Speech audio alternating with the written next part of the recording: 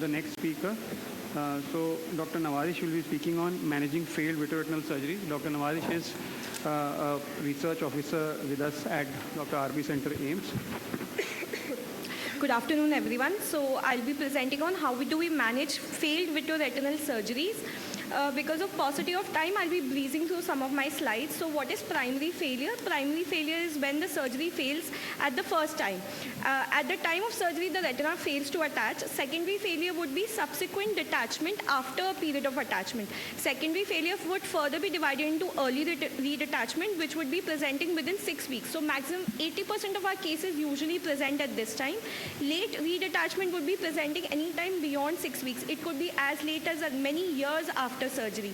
So there are different rates of failures in different surgeries depending upon the population they have taken, the multiple factors such as the type of tear, any other complicated part of it, open globe injury, giant retinal tears, all of these would contribute to changes in the number of rate of failure.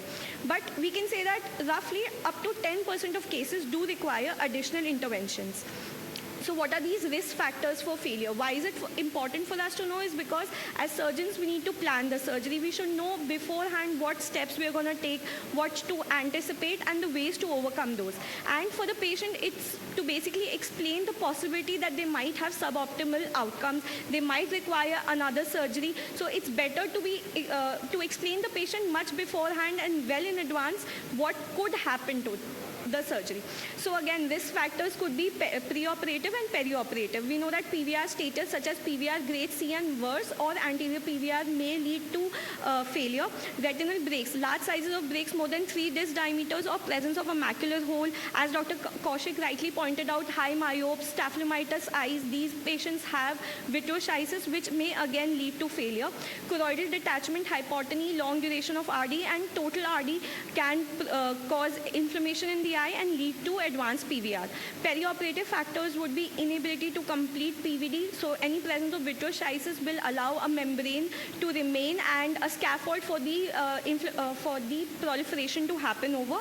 Incomplete vitreous base removal, inadvertent break formation, inadequate tamponade, especially in patients with inferior RD and inferior breaks, lack of positioning. So any patient with an inferior break where we're using our conventional silicone oil which has a specific gravity less than water would make the oil bubble float on top, allowing a small fluid at the bottom, which would again allow for proliferation of membranes in that area.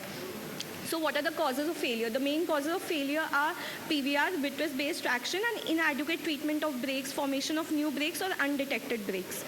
So case 1 is basically revision surgery following oil removal. So this was a patient who was operated elsewhere. Young patient presented to us with one pucker at the retinotomy site which was close to the disc and an inferior open break.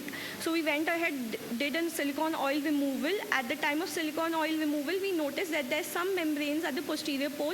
We went ahead, removed the pucker. At this time, we noticed that PVD induction had not occurred during the primary surgery.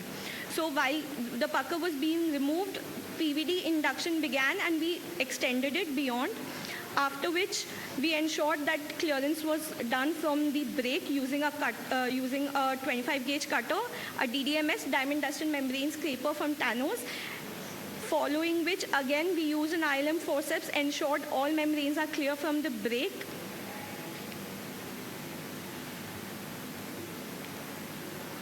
And we did a fluid air exchange from the same retinotomy and retreatment of the break was done. Second case, this patient, the revision was done under oil. Patient presented with a posterior pucker. Removal was done under oil. At the same time, retinotomy was drained by creation of, SRF was drained by creation of a retinotomy. Bimanual aspiration was done. I don't have any financial basically disclosures, but this is possible only with the Constellation system. At the time of drainage, we noticed that the break was lifted and then we went ahead with a relaxing retinectomy and augmented the laser around the break. So the third case actually presented to us 10 years after the primary surgery. There was presence of residual hyaloid, which we went and removed. Membrane peeling was done due to presence of extensive membrane at the posterior pole. despite all this membrane peeling and ILM peeling, the retina was stiff and taut. We had to do a relaxing retinotomy, followed by, again, endolaser under PFCL and PFCL air exchange, followed by oil insertion. The fourth case presented to us with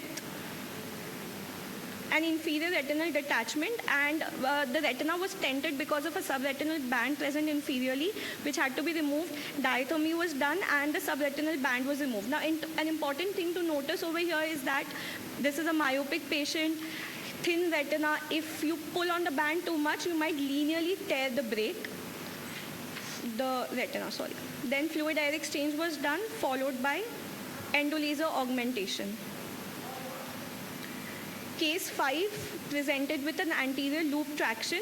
So what we did for this case was that insinuated the 25 gauge cutter. Because of its small size, it could easily fit into that trough and went around circumferentially, separating the membranes from the vitreous base.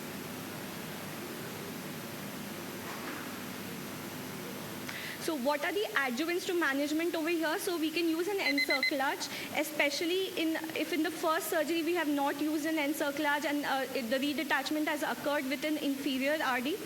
We can use PFCL. The point of PFCL is that it gives us adequate counter traction for membrane peeling. Trypan blue dye, so what we normally use is Brilliant Blue G, 0.025%, but it's a vital dye, so it stains live tissue. Trypan blue after fluid air exchange would stain even these epiretinal membranes. Use of heavy oil. So our conventional silicone oils, the specific gravity is around 0.97, which is less than water, so it basically floats on water. Whereas a heavy oil would, something like a Denseron, would have a specific gravity more than water, so it would settle down. So even if a patient is sitting, the oil would tamponade the inferior retina. Other adjuvants could be in the form of anti-proliferative agents, something like methotrexate is under study using the GUARD trial. They basically injected methotrexate intravitreally over weeks. Total of 13 injections were given in their trial. Final results are awaited. But the problem with this was that methotrexate can cause corneal toxicity. So what we did at RP Center was we did a pilot study in which we used methotrexate as an infusion at the time of primary surgery and repeated it at 1 and 4 weeks. So the summary slide is that preoperative assessment is the key, especially at the time of primary surgery as well as at the time of the revision surgery. If there is redetachment under air or gas, please consider use of silicone oil and encerclage, and especially in cases of inferior RD. Redetachment under oil with anterior PVR, again consider an encircling element or anticipate need of relaxing retinotomies and retinectomies.